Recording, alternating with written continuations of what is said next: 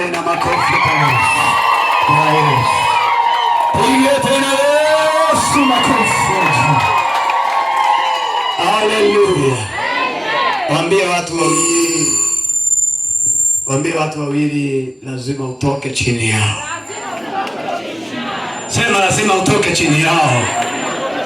Waliokutumikisha, waliomiliki vya kwako, lazima waache leo. Sema lazima waachie leo. Lazima niwe huru leo. Lazima niwe huru leo. Sema utajiri wangu uliobebwa, uliochukuliwa kwa miaka mingi, leo naurejesha.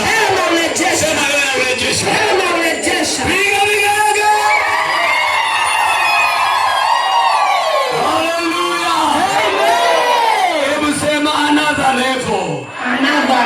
Sema tena another level.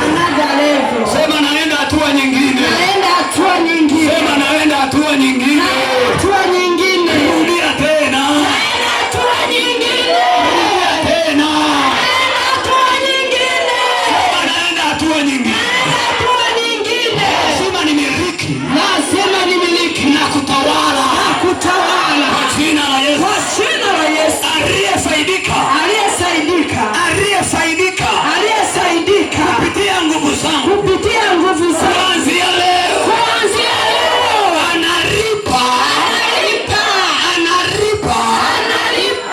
Lazima arejeshe. Lazima arudishe. Kwa jina la Yesu. Pigia Yesu makofi. Shangilia tena Yesu kwa makofi.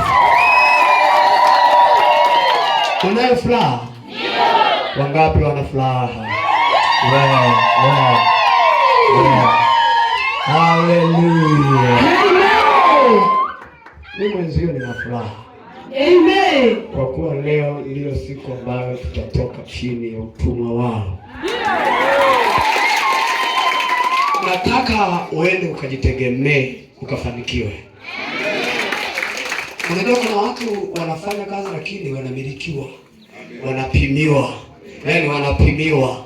Haupaswi kumiliki hiki, haupaswi kupata hiki, haupaswi kuwa hapa, haupaswi kuzaa hivi, haupaswi kuendelea hivi. Mimi nimekataa. Lazima tujitegemee.